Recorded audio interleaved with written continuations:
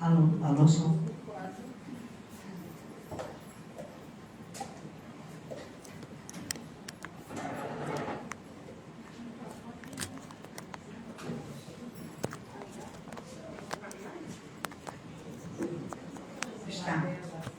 Está funcionando. Quero sempre manifestar a minha alegria, o meu respeito por todos aqueles que estão nos ouvindo nesta noite, dizendo-lhes que o conhecimento que se dá na casa espírita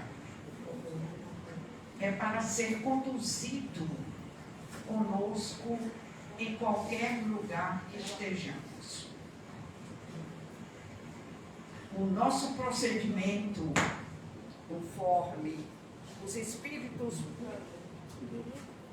nos ensinam, os Espíritos que zelam por nós,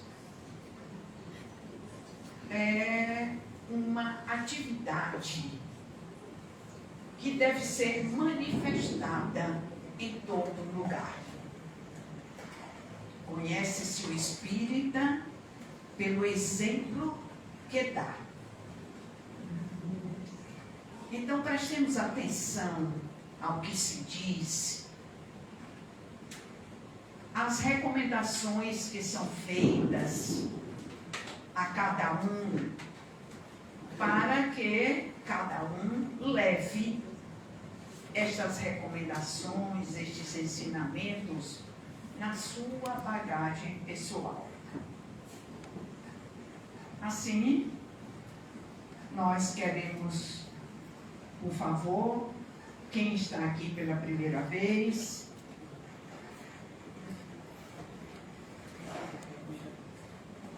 nós perguntamos isto para que aquilo que vamos dizer que tem uma significação específica e naturalmente vai se aprendendo na medida em que se vai ouvindo, adequando e se torna um patrimônio pessoal.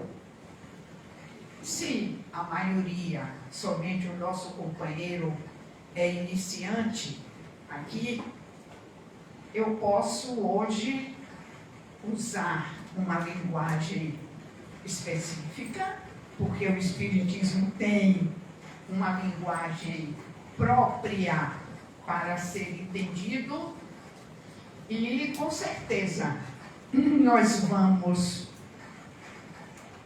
compreender a infinita misericórdia de Deus. Hoje eu quero que vocês percebam, através de uma frase que vai ficar sonante na memória de cada um. A frase é a seguinte: tudo se encadeia no universo. Pode ser uma frase que nós não apliquemos. Ao contrário, se estivermos atentos, vamos percebendo que as coisas vão se encaixando. É como se estivéssemos no alto de uma montanha e víssemos cada planta que está ao derredor, cada nuvem que passa, cada animal, por pequeno que seja, que compõe aquela paisagem. E nós, como somos aqueles que utilizam toda essa paisagem, tudo se encadeia no universo. Desde as civilizações mais antigas, desde os conhecimentos mais, vou usar uma palavra, empíricos, naturais, aqueles que nós nem nos lembramos mais que existem. Se eu quiser fazer este exemplo para vocês, o primeiro objeto que nós temos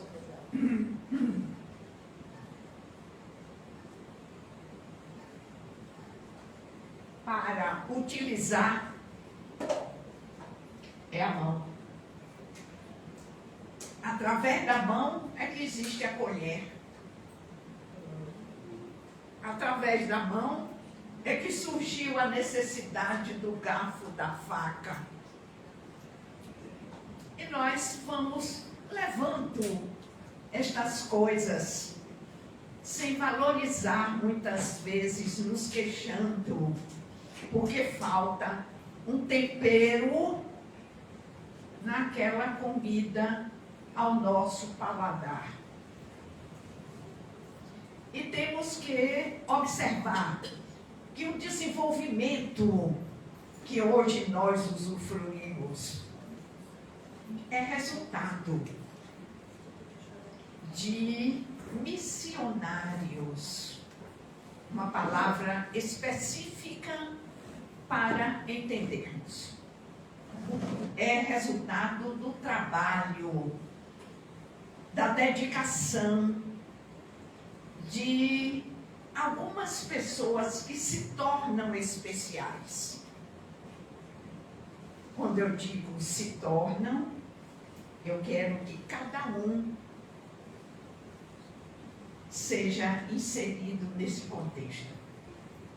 Cada um de nós pode se eleger um missionário, fazendo aquilo que está fazendo, com zelo, com a dedicação, observando o benefício que traz para outros que talvez nem saibam da existência deles. Missionário é alguém que traz uma invenção, que traz uma descoberta, que traz um conhecimento. E este conhecimento se torna útil para todos. Então vejamos que não é ninguém especial, mas se torna especial. Imaginemos aquele que observou a mão, curvou a mão, abriu, curvou. Quando ele curvou, talvez ele tenha tido a ideia de fazer um objeto que pudesse pegar líquido. Gente, isso é fantástico. O líquido que escorre em qualquer lugar que não tenha a condição de acolhê-lo. E fez de barro. Quando ele fez a colher de barro, ele percebeu que tinha descoberto alguma coisa sensacional.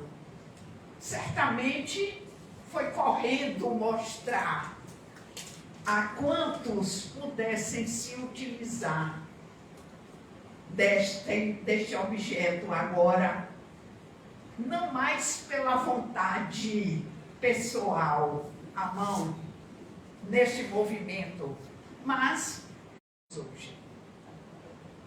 Todas as vantagens à nossa disposição. Ninguém sabe quem fez isso pela primeira vez, porque não foi anotado. Imaginemos mais uma vez. Eu quero fortalecer a imaginação.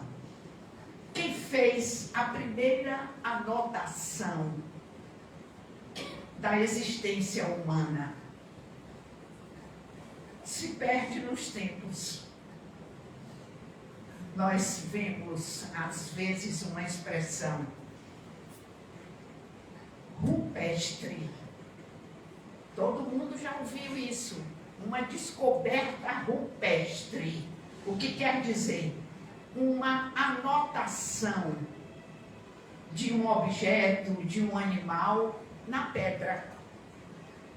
Porque com o movimento daquilo que estava se anotando na pedra, e outras civilizações descobrem o progresso na pedra daquilo que já existia. Iracema fez isso nesse instante. Ela não só fez a propaganda do quadro, ela explicou o quadro, como ela se sentiu quando estava pintando. Quem sabe daqui a algum tempo, ou há muito tempo, este quadro vai servir para mostrar o nosso tempo, como nós estamos anotando o que percebemos ao nosso redor ou diante de nós. Isso é espiritismo. É o espírito percebendo onde está, como ele está num contexto. O espírita, ele vive onde está, em qualquer lugar que ele esteja, encarnado, desencarnado, sofrendo, sendo feliz, porque é o espírito, o ser criado por Deus, que possui as faculdades que o compõem. Todos nós dizemos, eu sou o espírito. Precisa compreender o que é que está dizendo. Precisa perceber o que em si existe. Por isso que nós estudamos. Ou seja, nos reunimos em determinados lugares, momentos, para nos dedicar a conhecer-nos a nós mesmos.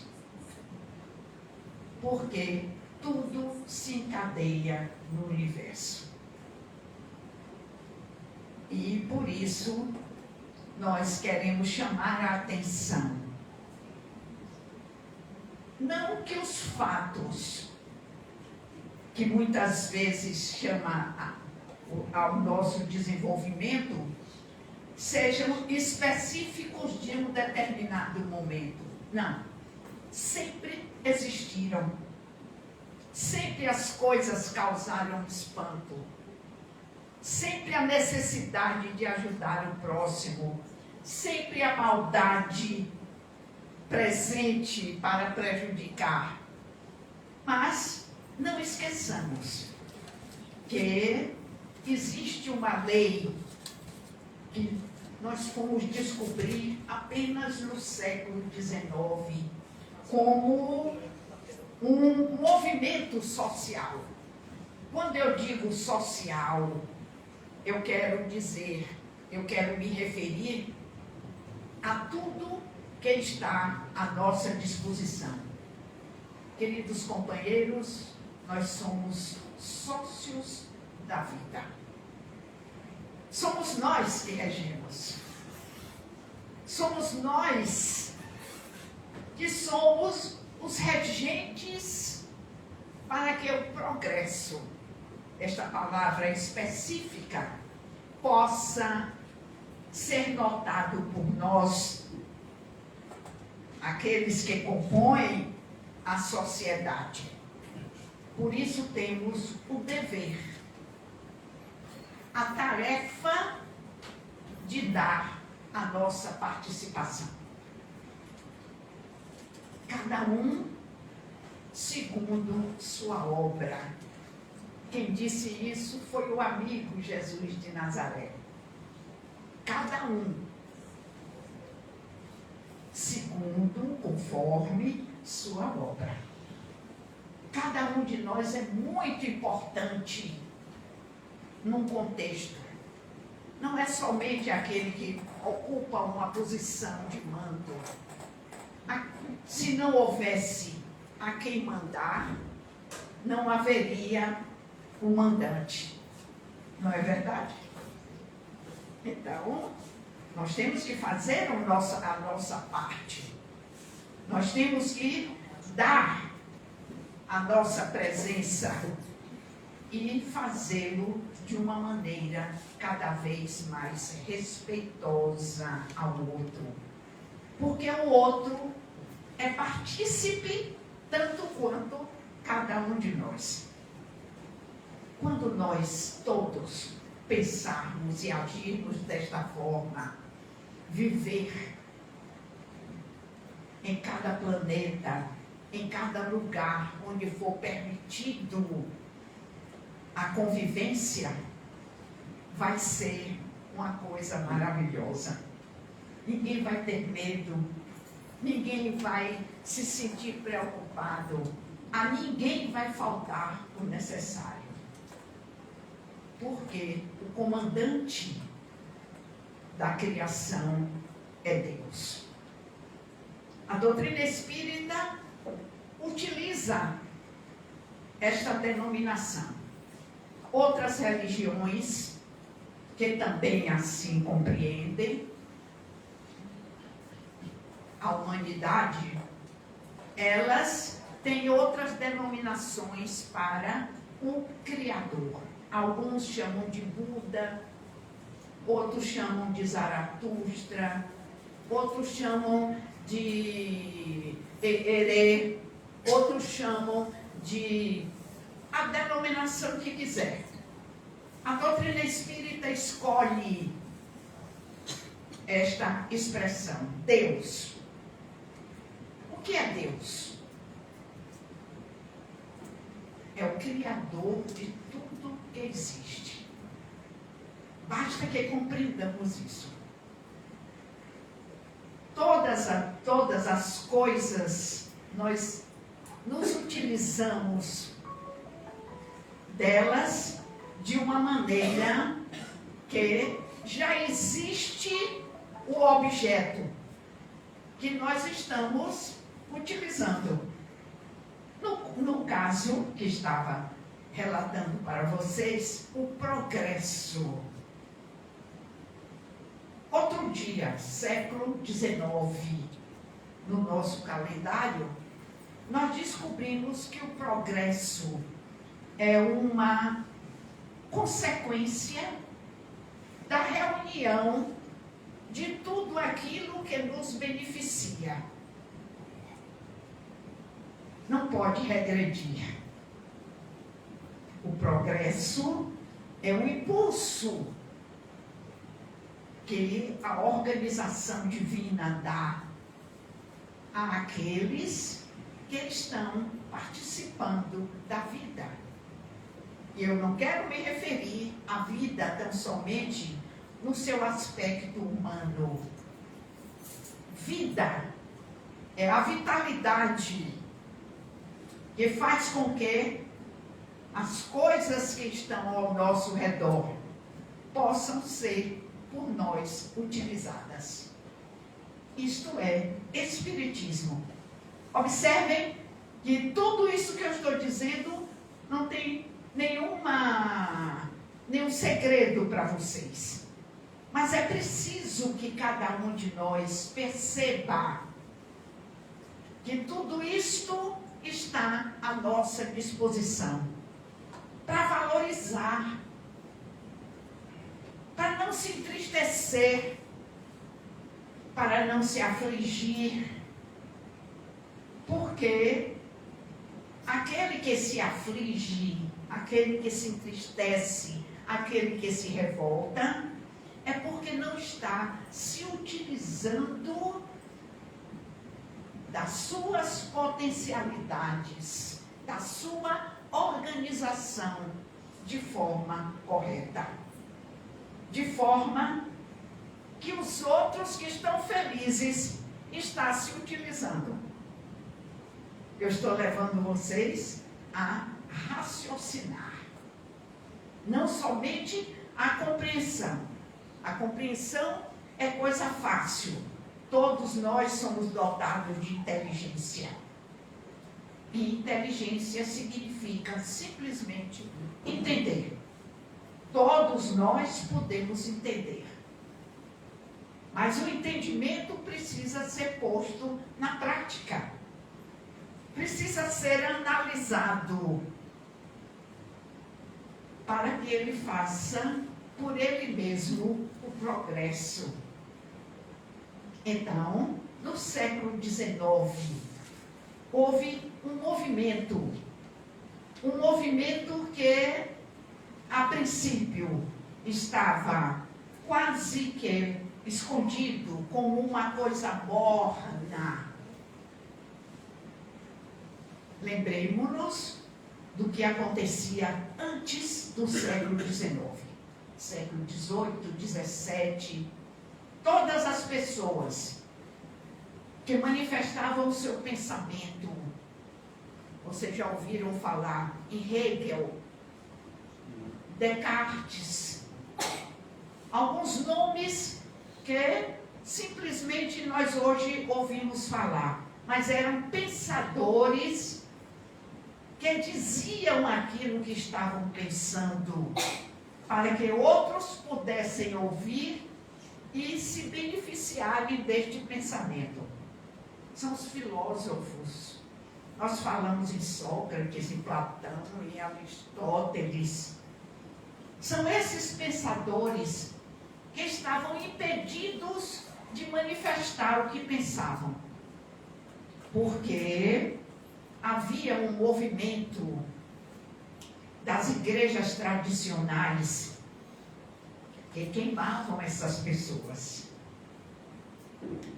Não esqueçamos, nós crucificamos Jesus.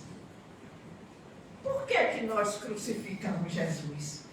Porque ele dizia o que ele sabia e pensava, naturalmente, e era completamente contra aquilo que se devia, pela ordem das igrejas tradicionais, pensar e dizer.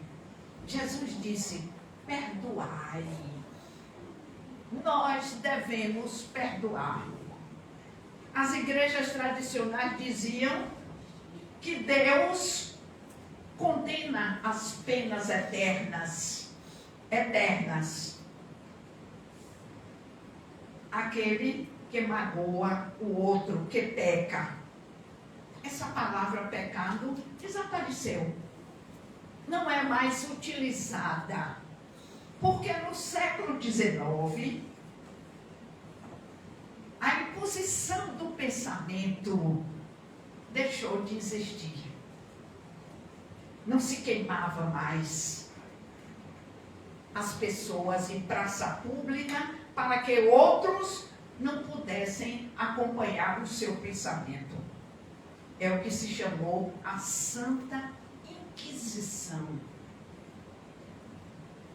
Tudo aquilo que se dizia que era contrário aos princípios das igrejas dominantes devia ser eliminado até o século XVIII.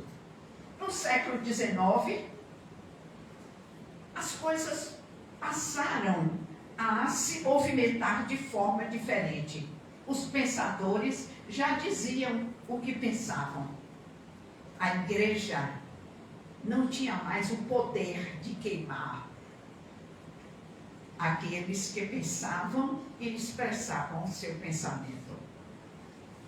A agricultura era o único mecanismo que nos dava a alimentação.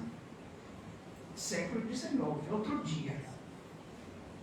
De repente, e esse de repente não é de um dia para o outro, Ou seja, os missionários que se dedicavam se utilizaram de outro mecanismo para que todos pudessem se alimentar, se vestir e se manter. A agricultura passa às mãos da indústria este movimento. Hoje em dia é tão fácil se comprar uma roupa, se comprar o alimento pronto, dentro de uma lata. Gente, isso é uma coisa milagrosa. Você não precisa mais ir para o pasto, matar o boi, para poder comer. Simplesmente você vai no mercado, nem dinheiro você leva mais em moeda. Leva um cartãozinho que passa um Pix. Nós precisamos perceber essas coisas. Quando eu nasci,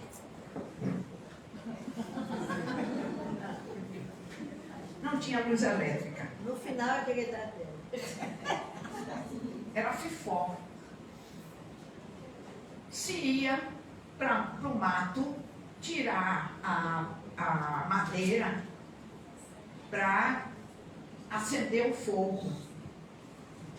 Hoje em dia a gente telefona Brasil Gás. Traz aqui meu bujão. A gente sabe lá como é que foi aquele gás extraído, mas à disposição de todos. Então é preciso que nós percebamos que esses missionários se dedicam para que a nossa existência seja cada vez mais proveitosa. Mas vocês vão de me perguntar, e para que o progresso? Será só para facilitar a nossa existência? Tem alguma coisa muito especial para nós examinarmos. É para que nós desenvolvamos a razão, o discernimento, o pensamento, o sentimento. Porque já não precisamos ir para a mata tirar os gravetos para acender o fogo.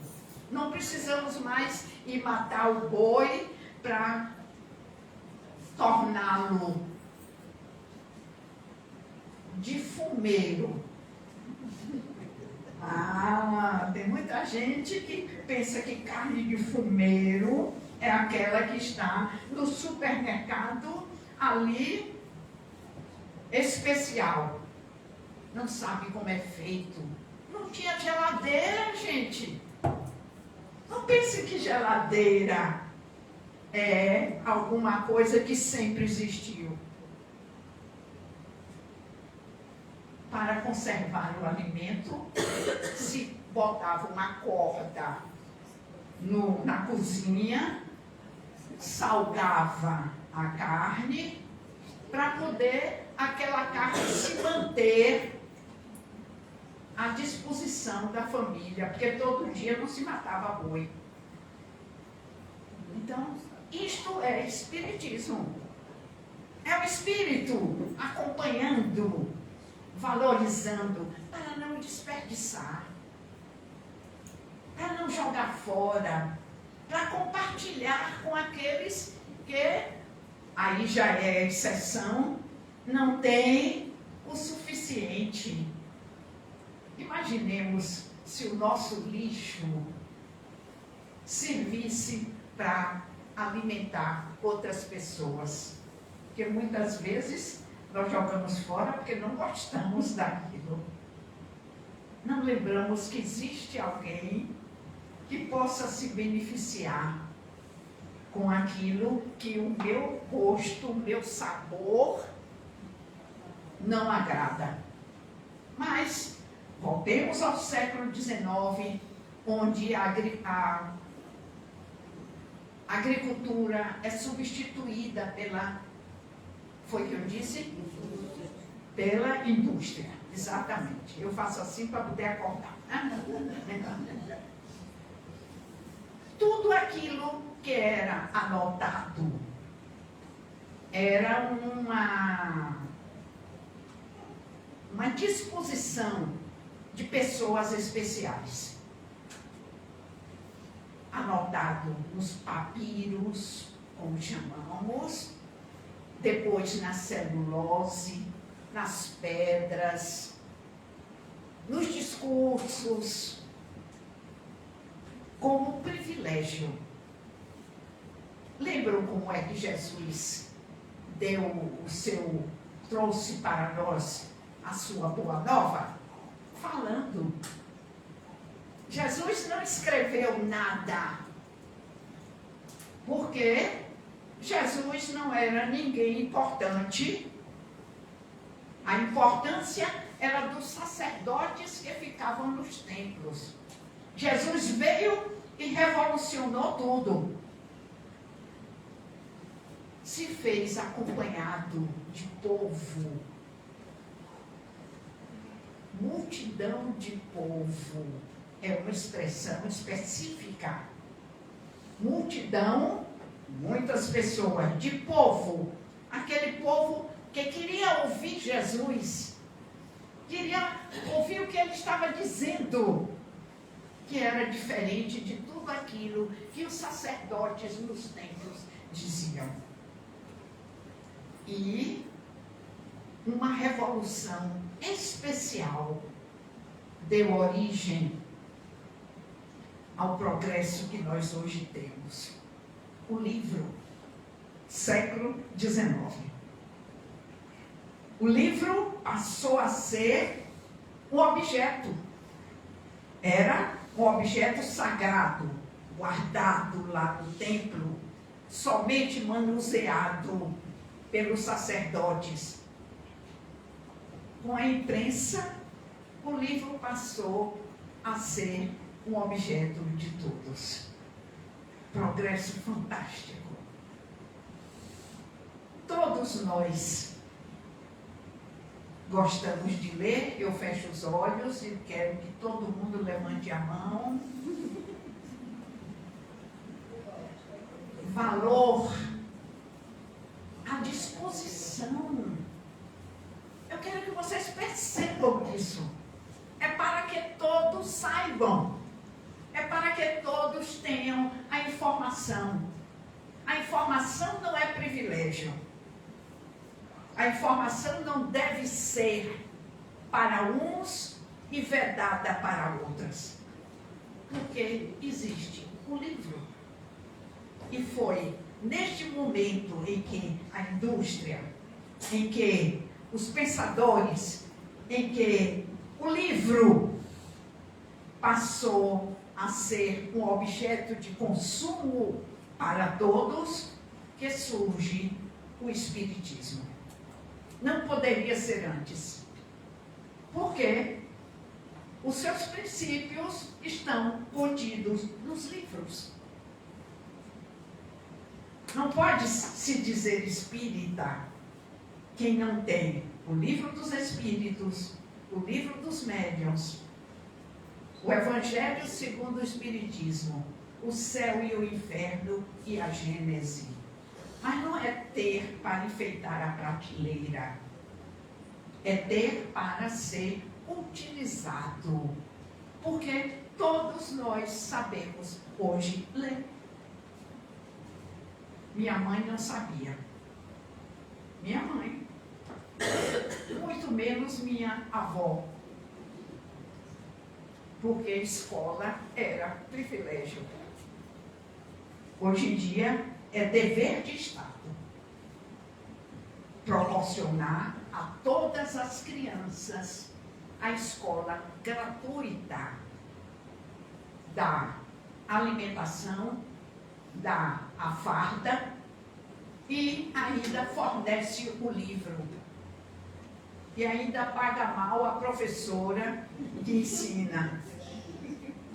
Mas ela nem se importa. Ela nem deixa de cumprir o seu dever. Ela todo dia vai para a escola, ela todo dia ensina as crianças, porque ela é, ou ele é, um missionário. Está fazendo o seu papel na sociedade. E por isso mesmo, porque tudo se encadeia no universo, um movimento chamou a atenção dos cientistas, lá nos Estados Unidos da América do Norte, num lugarzinho que não faz parte de nenhum lugar de turismo para todos nós. Uma cidade, um condado, não era nem cidade, Hydesville, é para ficar na nossa memória. Hydesville, uma família comum, a família Fox, que se incomodava com umas batidas na sua porta. Batida, isso que eu estou fazendo aqui agora. Batia-se, ia naturalmente olhar quem estava batendo e não tinha ninguém.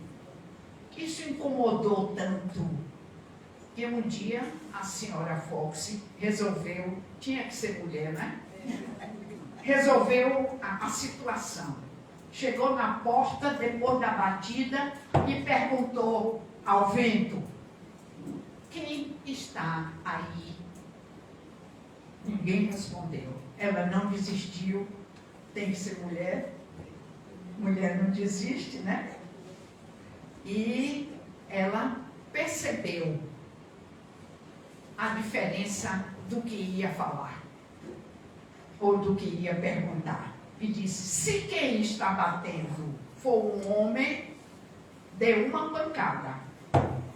Se for mulher, dê 2 pancadas. Ela soltou a ideia dela. E para seu espanto,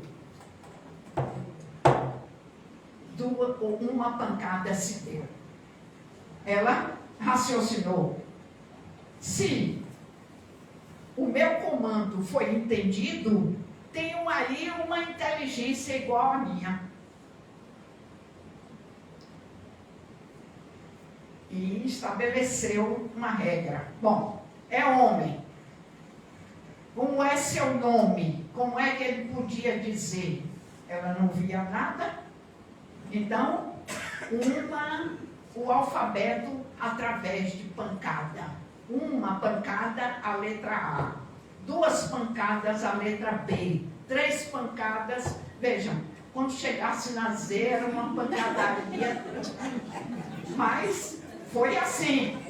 De uma maneira, eu disse a vocês, tudo se encadeia no universo. E, para seu espanto, 3 pancadas começaram. Ela anotou C. 7 pancadas, H. 1 pancada, A. Ela foi juntando. Então, aquele que ouviu, compreendeu e aceitou a convenção, se dizendo Charles Rossmann. Foi a primeira pessoa, o primeiro espírita que inicia este processo, que hoje anda pelo mundo inteiro e a cada vez acata mais inteligências para compreender a vida, quem somos, onde estamos e para onde vamos. E aí, entre eles se estabeleceu esta convenção e tudo foi facilitado pelas pancadas. Ora, chamou a atenção não pelo movimento das pancadas, mas porque aquele que entendeu manifestou uma inteligência.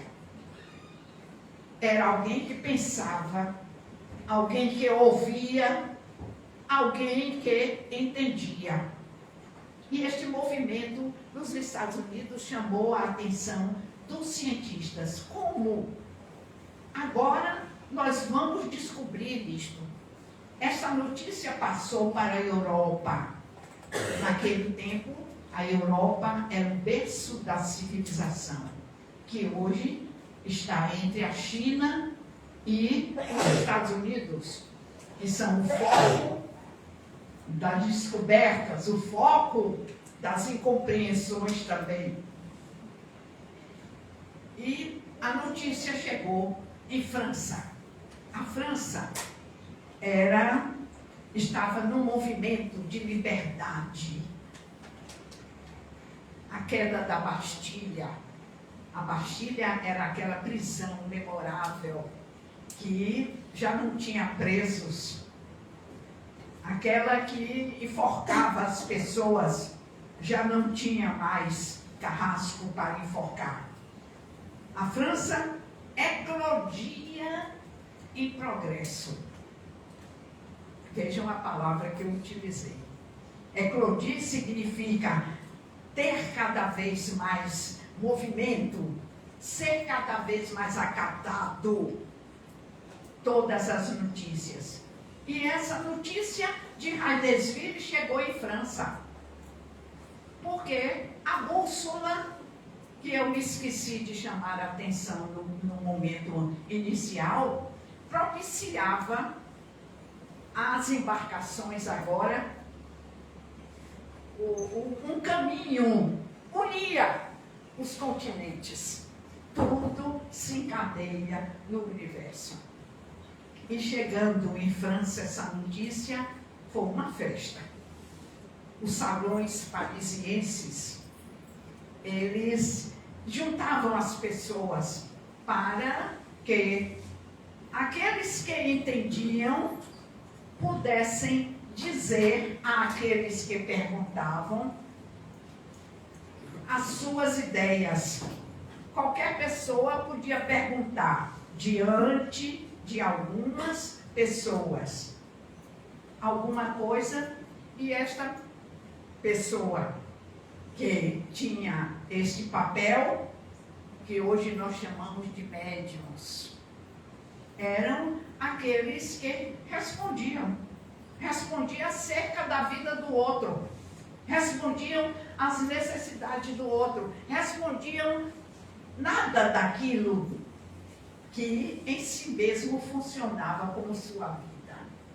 Imaginemos como isso foi fascinante diante de um tempo, porque ninguém entendia, todo mundo queria, era festa mesmo.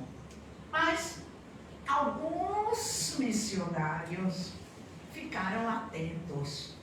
Nós temos que descobrir como é que isto funciona. Se dá certo, porque algumas pessoas começaram a testar. Não perguntar oralmente, mas pensar naquilo. E o outro respondia exatamente aquilo que se estava pensando. E foi essa descoberta que animou um professor.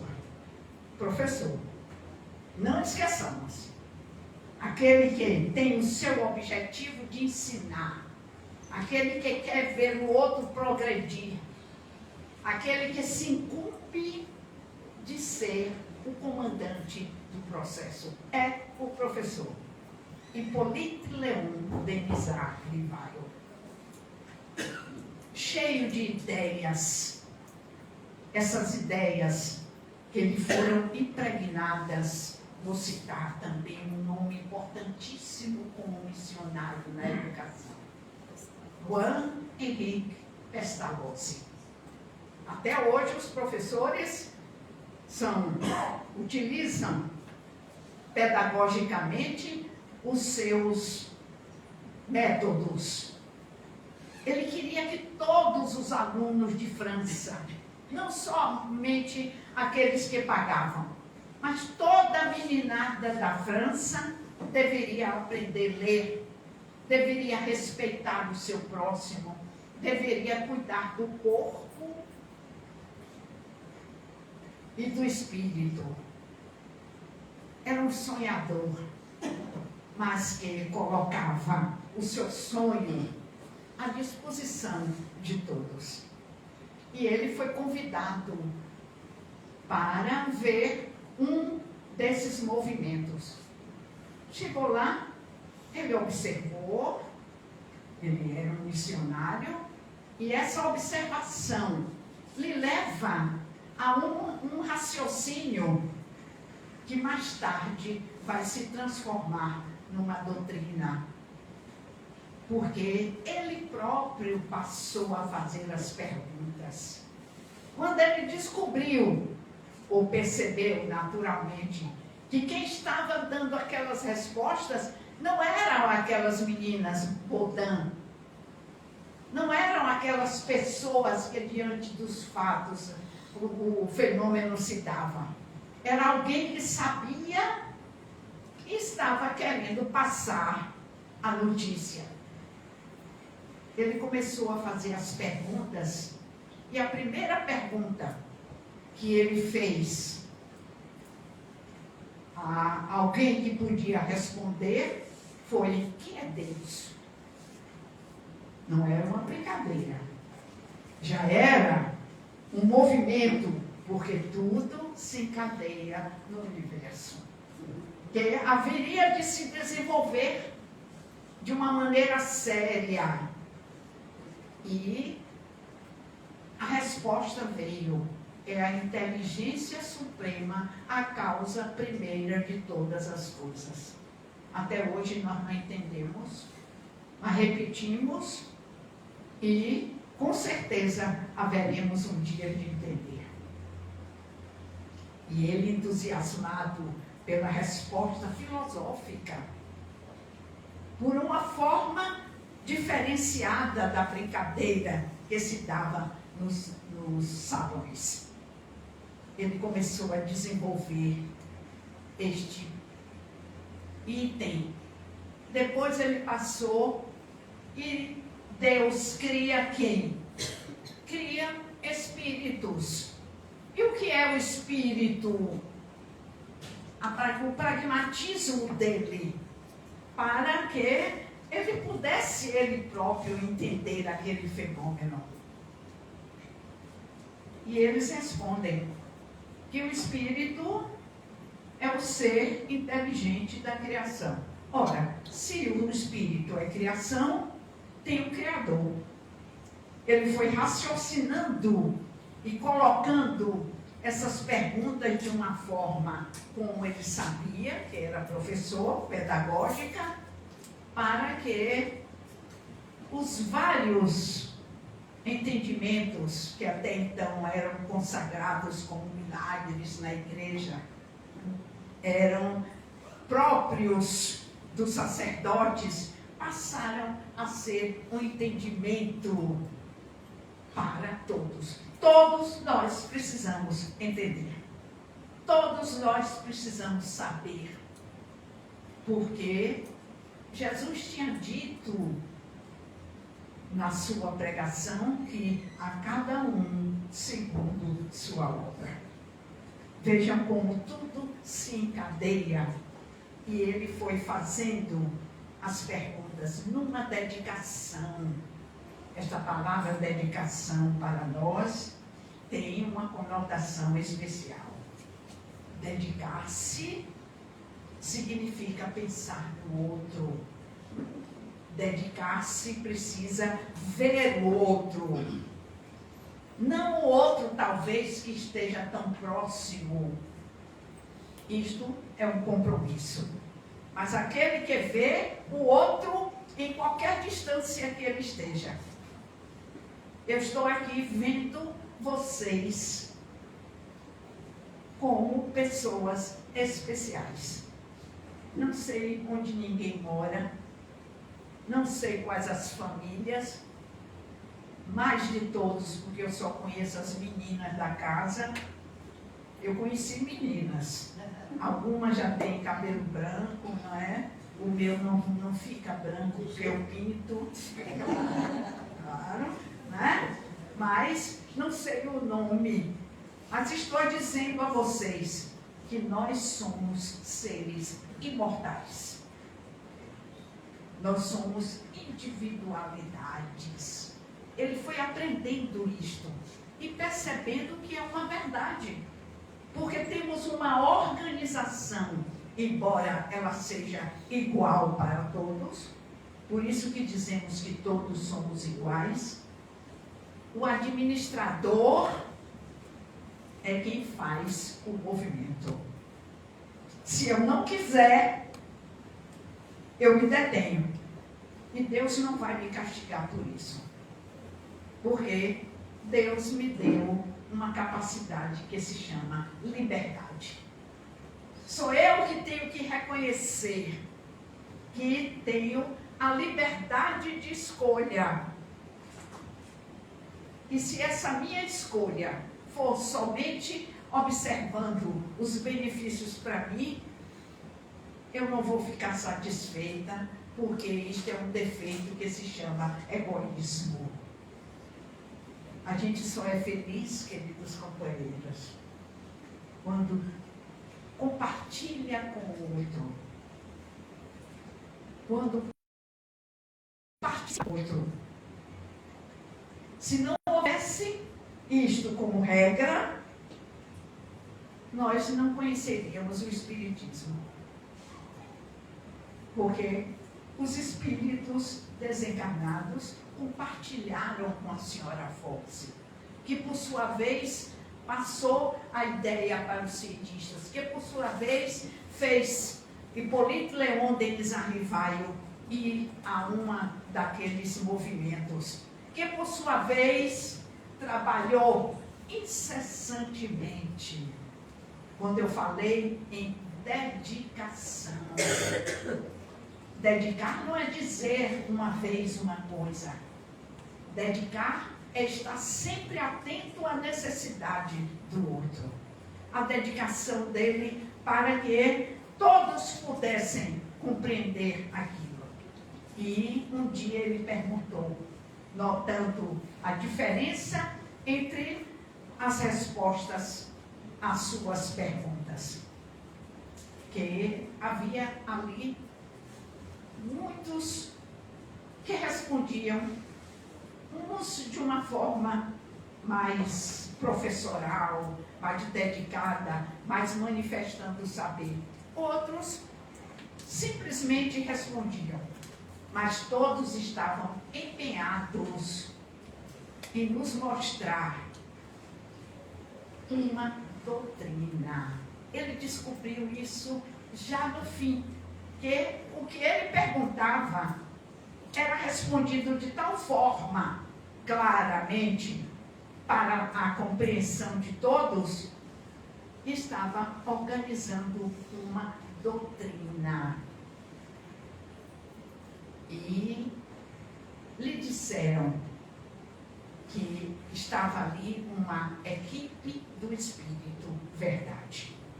Era uma equipe. No Espiritismo nós não fazemos nada sozinhos. Tudo que se faz é em conjunto, é visando o outro, para que nós não desenvolvamos esta chaga que muitos de nós ainda cultivam, que se chama egoísmo. Querer para si, somente para si, quando tudo que Deus cria é para todos. E ele chegou a fazer 819 perguntas. Estava na hora de espalhar as respostas. E quiseram que ele assinasse, porque já existia o livro, e este livro deveria ser publicado, quer dizer, para que todos tivessem o conhecimento através das respostas que estavam nele inseridas. Ele se recusou a assinar, porque o conhecimento não era dele. Ele só fazia as perguntas. Ele assim considerou. As respostas, não. Eram tão importantes como ainda continuam ser. Não obstante todo esse progresso que nós hoje vivenciamos, não tem um só princípio da doutrina espírita que esteja superado. Aí os espíritos, já familiarizados com ele, disseram que ele adotasse um nome que, em outra encarnação passada, ele tinha sido utilizado e conhecido. E assim, desaparece Hippolyte Léon Denis Arrivaille e surge um novo autor de uma doutrina, Allan Kardec. Ninguém conhecia Allan Kardec. Somente entre ele e os espíritos, este segredo que nós hoje revelamos para mostrar a sua humildade, a sua dedicação, o seu esforço para nos trazer esta doutrina que nos faz cada vez seres melhores. Por isso é que Allan Kardec lança o livro Imaginemos a Revolução, mostrando-nos que nós teremos tantas existências quantas forem necessárias para progredir moralmente. As penas eternas desapareceram. Os infernos, os céus, não tinham mais lugar para eles. Agora somente criatura e Criador. Tudo pela infinita misericórdia de Deus. Deus não punia mais. Ninguém mais deveria acreditar. Imagine que coisa boa. Condenado ao inferno, alguém porque era ruim, de repente aparece a notícia, não tem condenação, não. Tem oportunidade. Por isso que nós chamamos hoje de reencarnação. Ou volta para o lugar com as pessoas para desta vez fazer o bem e não mais ser egoísta. A transformação da humanidade, afinal, tudo se encadeia no universo. E o livro publicado causou uma verdadeira revolução. Os conhecimentos que ali continham não batiam com aqueles conhecimentos tradicionais, mas ele manteve-se firme. Ele acreditou naquilo que a equipe do Espírito Verdade lhe dizia. Viu que havia uma racionalidade. É isso que o Espiritismo pede para nós. Entendermos os processos que são individuais e intransferíveis. Às vezes coincidem, como muitas das nossas doenças, antes de serem levadas ao exame específico, a gente pensa que está com uma doença e o médico, que sabe de todos os sintomas, estabelece que é outro. Então muda o remédio. É igualzinho ao que o espírita faz. O espírita entende, procura buscar em si mesmo o seu próprio diagnóstico. Porque tudo está no livro. Tudo está, todas as respostas se adequam a cada uma das nossas necessidades. E aí ele foi analisar cuidadosamente aquelas informações que o livro, a base, o livro dos Espíritos. A notícia é dos Espíritos, da equipe do Espírito Verdade. E percebeu que tudo estava conforme. Surge o segundo livro, explicando a comunicabilidade. Aqui ele deu um nome especial. Foi ele que cunhou o nome mediunidade. Foi ele que adaptou o nome perispírito. Foi ele que criou o nome médium, para que a nova doutrina tivesse a sua linguagem específica. Comprovou que tudo que os espíritos disseram era... Né? Vocês viram o que é que eu fiz? Ó, eu não sou boba, não é? Aqui a linguagem é espiritual. Vamos continuar rapidamente, porque já está realmente no horário. O livro dos médiuns surgiu explicando o que antes era um segredo, o que antes era uma forma não comum da compreensão, da comunicabilidade. Todos nós nos intercomunicamos, porque o veículo da comunicação é o pensamento, não é a palavra, não é somente o gesto. Vocês viram o que eu fiz? Ó, como eu não queria olhar, mas eu já sei o que é que está escrito aqui, ó. Botei aqui, ó, branquinho, ó, não tem escrito nada, vocês viram? Nada, nada. Então, ele foi buscar a continuidade. Já estava pronta a doutrina, com o livro dos Espíritos e o livro dos Médiuns. Ele foi buscar no ser mais perfeito que nós conhecemos. Jesus de Nazaré. O que é que Jesus ensinou? Que devíamos fazer ao próximo o que queremos que seja feito a nós. Basta isso, queridos irmãos.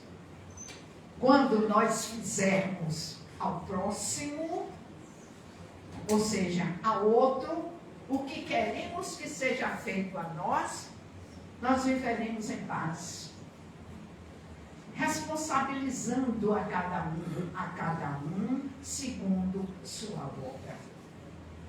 Se o outro lhe magoou, perdoa, entende, ajuda o outro, porque todos nós somos iguais. E ele busca no Novo Testamento algumas orientações que as igrejas tradicionais deturparam, para que, segundo o Espiritismo, o Evangelho de Jesus seja conhecido, conforme os ensinamentos espíritas, não daquela forma como as igrejas tradicionais estabelecem. Pecado, condenação eterna, Deus punidor, nada disso existe. Deus é a misericórdia infinita. Aquele que nos magoa, como disse Jesus nos estertores da crucificação, ele não sabe o que faz. Ele precisa ser elucidado, ele precisa ser compreendido, ele precisa ser estimulado para não fazer ao outro, porque senão ele vai ser o detentor do sofrimento. E aí surge o Evangelho segundo, ou seja, conforme esses novos conhecimentos do Espiritismo. Vai analisar no quarto livro para nos dar, se vocês lerem, sobretudo, a segunda parte do livro O Céu e o Inferno, é uma orientação segura, porque os espíritos que ele classifica segundo o seu sofrimento, segundo a sua felicidade, nos dizem o que nós devemos fazer e o que não devemos fazer. É uma leitura muito agradável e, sobretudo, Tem estudo na casa e todas as casas espíritas, especificamente essa, também estuda.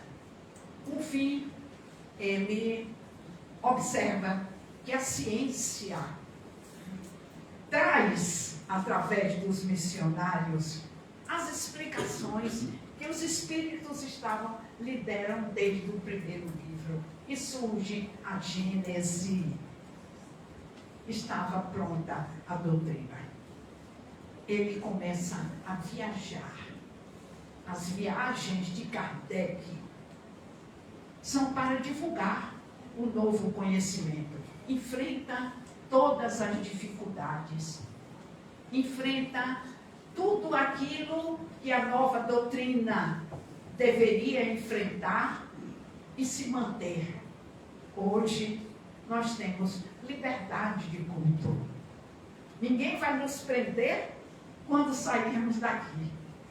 Porque tudo que o Espiritismo diz é uma verdade inconteste. E assim, nós prestamos a nossa homenagem. Porque no dia 3 de outubro, este mês que está se findando, ele veio para fazer a sua parte nesta missão que é trazer o progresso para a humanidade. Valorizemos. Espírita tem que estudar. E como o entendimento é pessoal e intransferível, nós nos reunimos em grupo de estudos. Se o grupo de estudo lhe impede neste horário, em outra casa tem outro horário. Se o dia não lhe é favorável, procure um dia que lhe é favorável. Mas não se impeça de progredir através do livro. É por isso que aqui se sorteia o livro em cada reunião. Não é para você simplesmente contribuir. A contribuição é importante pela parte social, mas para você levar esse tesouro de conhecimento a que todos nós devemos nos dedicar. Então, parabéns à doutrina espírita pelo papel que desempenha de esclarecimento. Todas as perguntas podem ser respondidas, mas não esqueçamos, a cada um segundo sua obra. Cada um de nós é responsável intransferivelmente pela sua felicidade.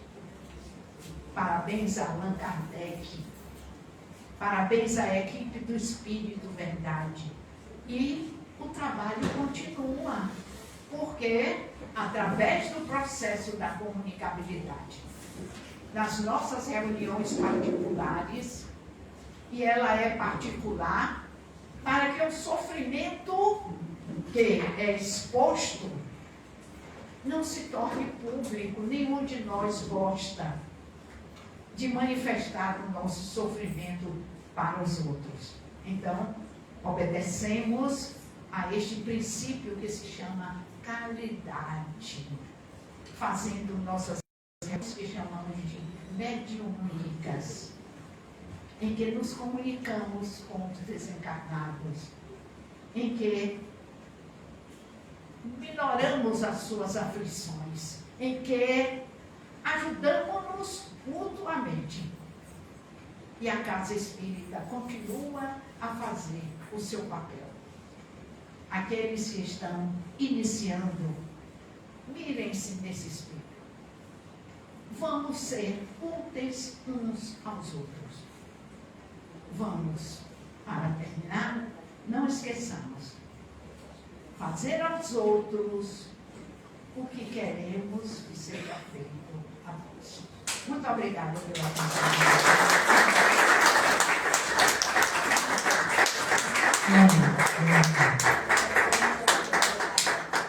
Eu quero falar, antes de falar em Idade de Glória, eu quero dizer a vocês que quinta-feira que vem é 2 de novembro, feriado, nós iremos funcionar.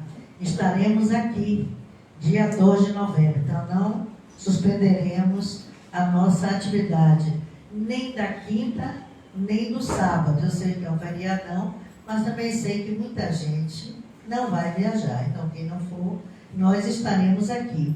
E eu quero dizer o seguinte, que os cemitérios estarão cheios de pessoas que irão visitar ossos, não é? Cadáveres.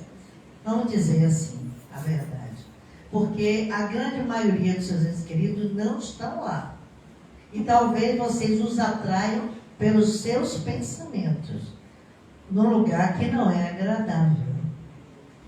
Então, é bem melhor vocês irem, quem for católico, para uma igreja, quem for evangélico, para a igreja evangélica, mentalizá-los, quem for espírita, numa palestra espírita, nessa casa, nós temos sempre no final, nós temos a vibração aos entes queridos, desencarnados. Então, com certeza, será muito mais agradável ao espírito esta vibração. É só uma dica.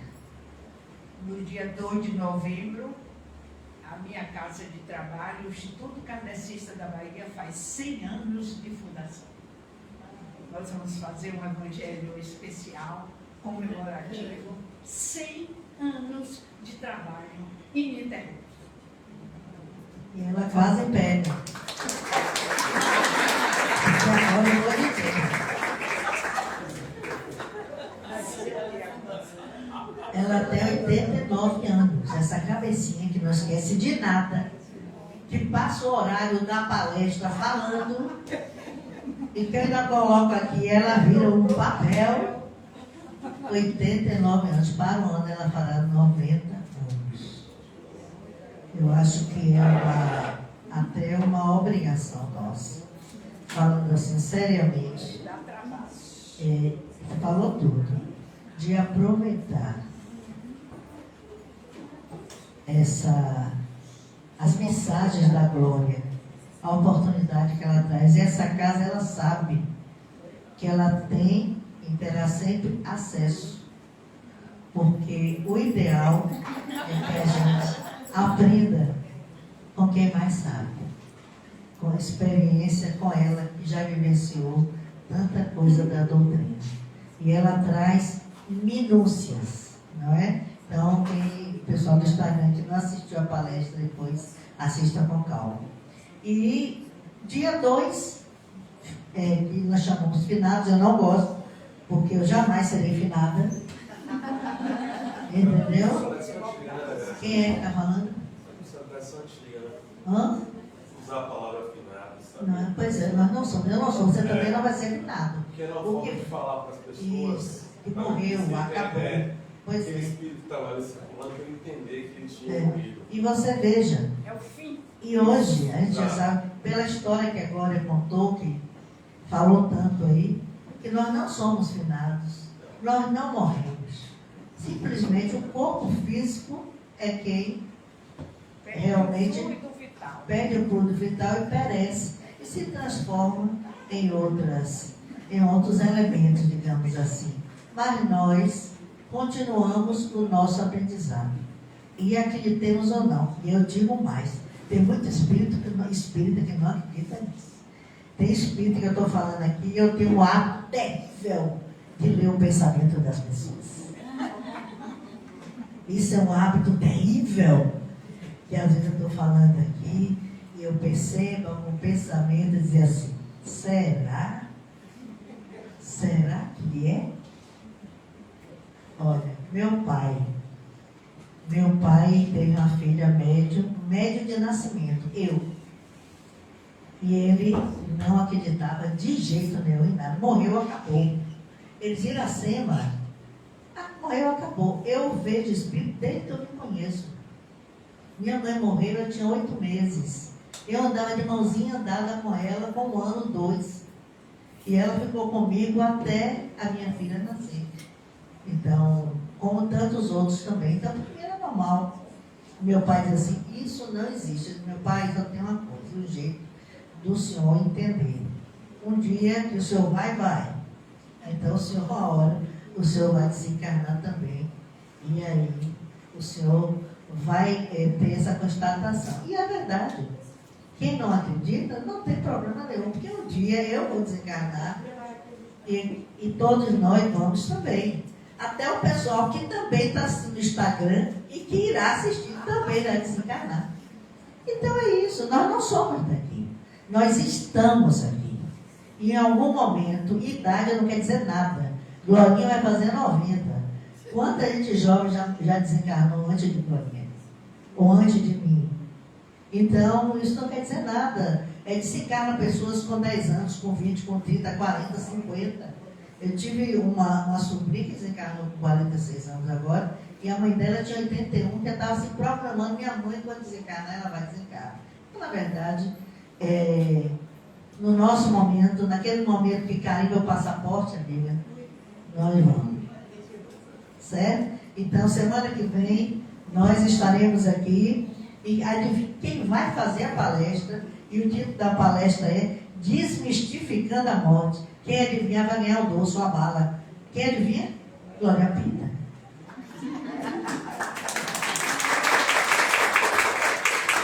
Né, Gogó? Pois é, essa simpatia, nossa irmã Glória.